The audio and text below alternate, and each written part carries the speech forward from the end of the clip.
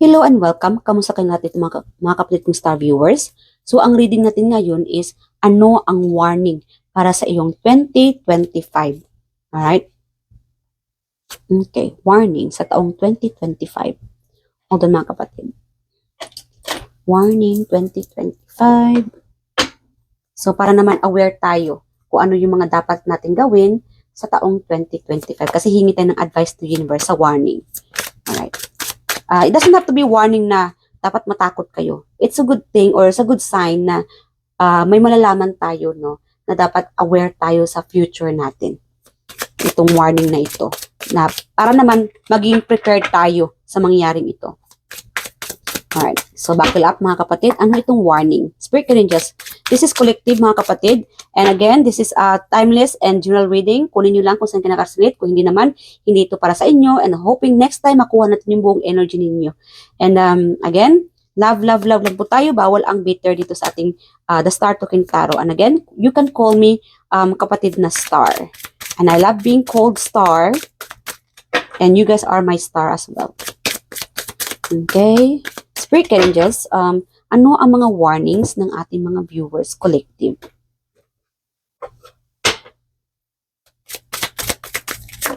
Okay, sa taong 2025, Three of Wands. Warning. Okay. What are these warning? Okay. I'm also getting like warning, people will talking about you. Why people talking about you? Why people talking about you?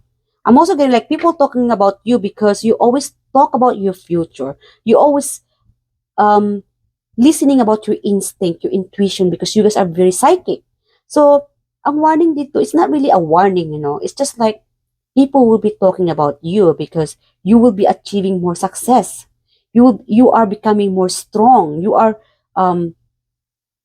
are changing. Kasi meron itong magbabago ka sa taong 2025. And these people notice, may nagmamarites dito. Imamarites nila ang pagbabago mo. Siguro hindi mo na sila kakausapin. Maybe sa taong 2025, you will be like,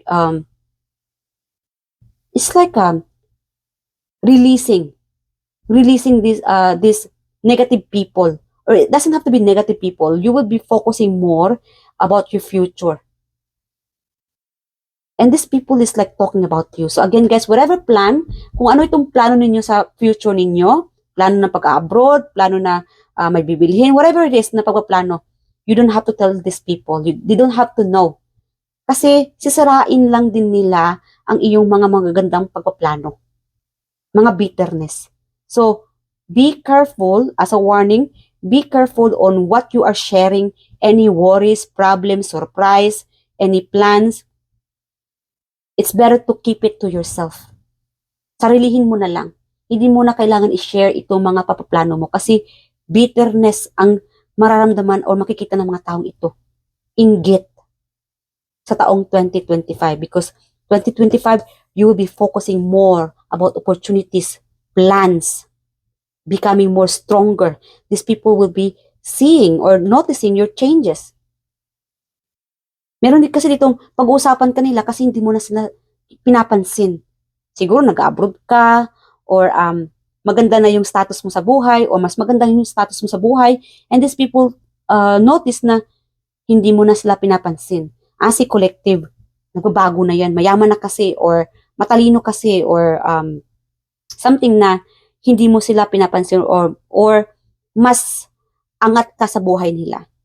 Parang bang nayayabangan lang sila. And again, you don't care about these people.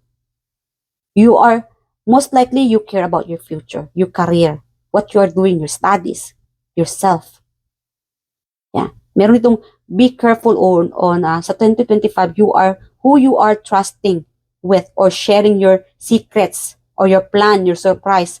Kasi sisirain lang ng mga taong ito. And you know who they are. Kasi you guys are very intuitive, psychic, nakakaramdam ka.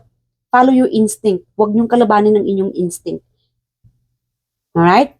So, be careful on who you are trusting with on the 2025. And that's your warning. Okay, so the Empress. Okay? You guys will be glowing. So again, pag-uusapan ka talaga ng mga taong ito kasi sisirain ka nila dahil nag-glow ka. Mas nagiging umaangat ka. mas nagiging successful ka, mas nagiging psychic ka pa. Mas maraming nagkakagusto sa'yo, mas maraming lumalapit sa'yo. Kasi marami kang natutulungan. You guys are very enlightening a lot of people, guiding a lot of people. You're like a teacher. You know, instead na may matutunan na magandang aral sa inyo, kaya lang nagiging marites naman itong mga taong ito. Gumagawa na lang sila ng mga storya on how good you are, instead na sasabihin nila na si Collective mabait, maganda, mabuti, matalino, attractive. Kaya lang, mas nilalamon sila ng mga insecurities, mga bitterness. So be careful, more likely talaga on sa taong 2025, warning, be careful on who you are surrounding with. Kung sino yung mga kasama mo, kung sino itong siguro sa karelasyon, maybe people talk about who you are with, itong karelasyon mo. Siguro ikaw ay nagkaasawa ng foreigner, or sa status mo ngayon, whatever you are in a relationship, your happiness, masaya ka, magandang umaangat ka, o something na umaangat ka sa buhay, this could be it. Again, kunin nyo lang guys, kasi dito ay collective po ito. General reading, hindi po ito private reading. Kunin nyo lang kung saan ka nakakasunod sa mga nabanggit ko dito. Alright, so, these people just talk about you. Ikaw ang magiging usap-usapan nila. They will be talking about your love life, your success, your achievement, or yung mga taong tinutulungan mo. Meron naman dito na ipaglalaban ka. When people talk about you negatively, meron naman dito na ipaglalaban ka rin nila. Hindi ka nag-iisa mga kapatid. Even na this is a warning. Again, warning dahil meron namang mga mag-gossip talking about your love life, family, studies, on who you are. Pero meron din naman na poprotektahin ka rin. Kasi hindi ka nag-isa dahil mabuti kang tao, matalino ka, maganda ka. Marami nag-a-admire sa'yo. Alright? You guys are very powerful. Meron tong powerful healer.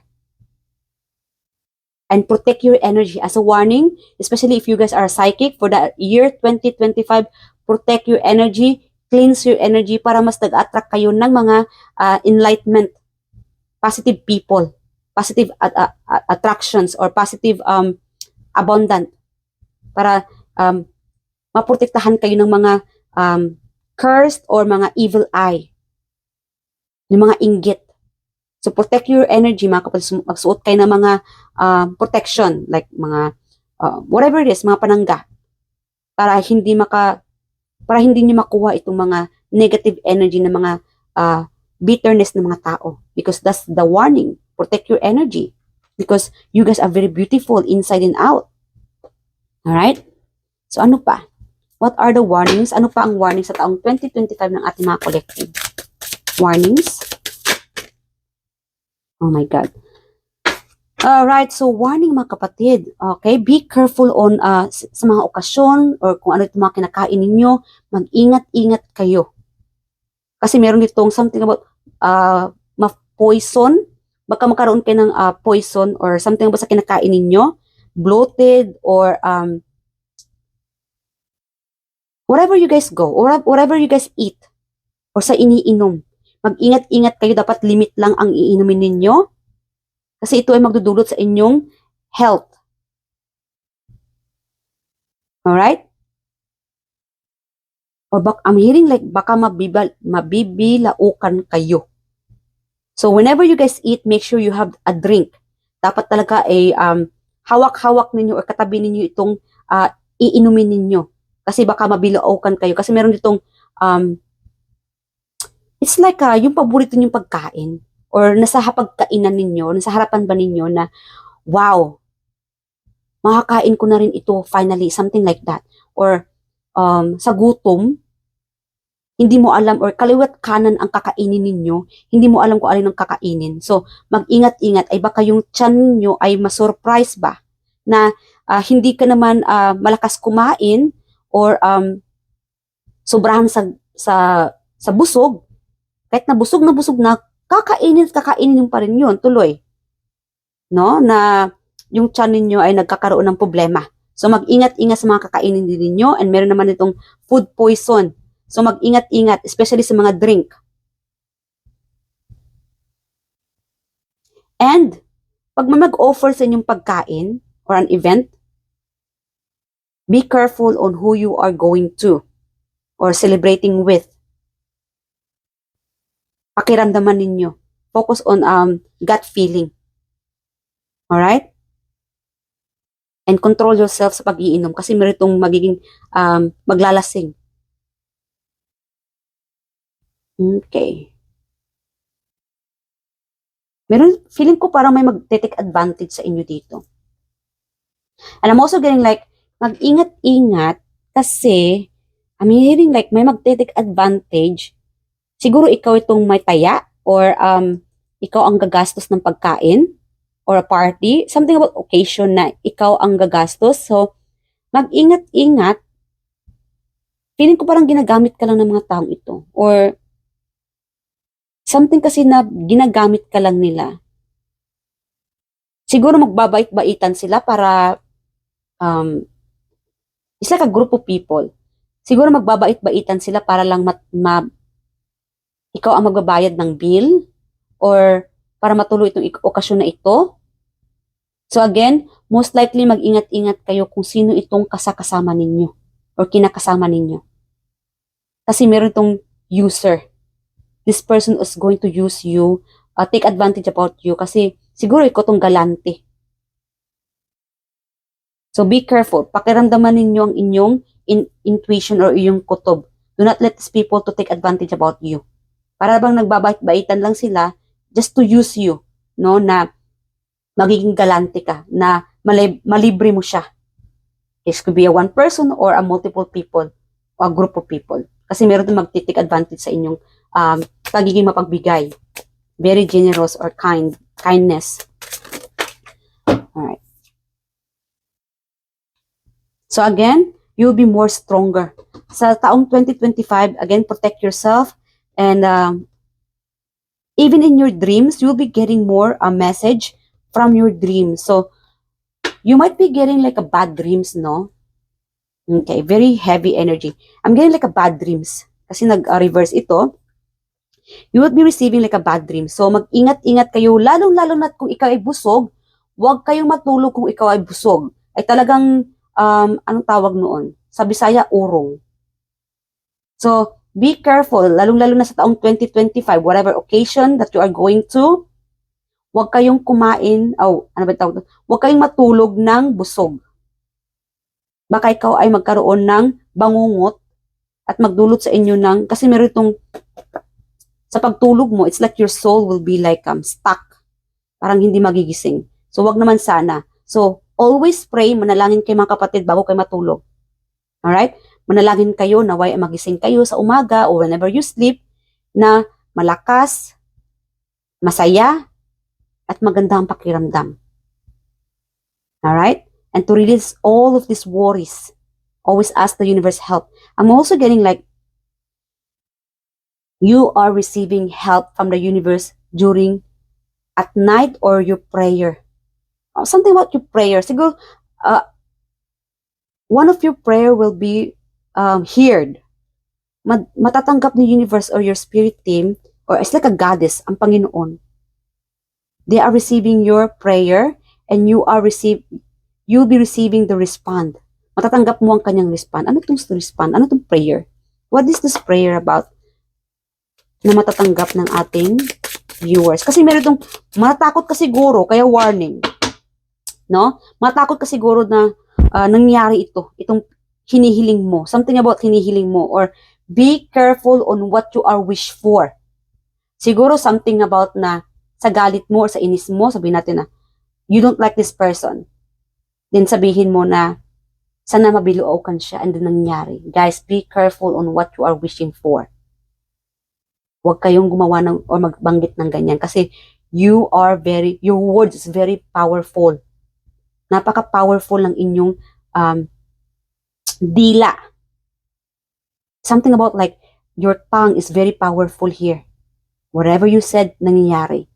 So, please be careful on what you are wishing to anybody. most likely, dapat talaga mag-wish kayo ng positibong bagay sa kapwa ninyo para yun din ang balik. Kasi the more na nag-wish ka namang hindi magandang bagay sa kapwa ninyo, yun ang bumabalik sa inyo. Yun ang nagiging karma ninyo. So be mindful na your tongue or your words, whatever you wish is very powerful. Kasi naririnig ni universe ito. Okay? So that's your warning, especially for the year 2025. You will be becoming more like a shaman, effective healer, manghuhula, psychic. Meron kasi dito as a psychic, you will becoming more stronger. And your tongue, your words is very powerful. So be careful. Alright? So para naman hindi kayo makagawa ng, it's like hindi mo alam eh. Hindi mo ito alam. This is a reminder and a warning. Your words is very powerful. So mag-ingat-ingat kayo. Alright? Huwag nyong i-wish sa universe na hindi maganda ang mangyayari sa taong hindi nyo gusto. Always wish what's good for, what's the best for everybody. Para yun ang magandang balik sa inyo. Okay? So, ano pa?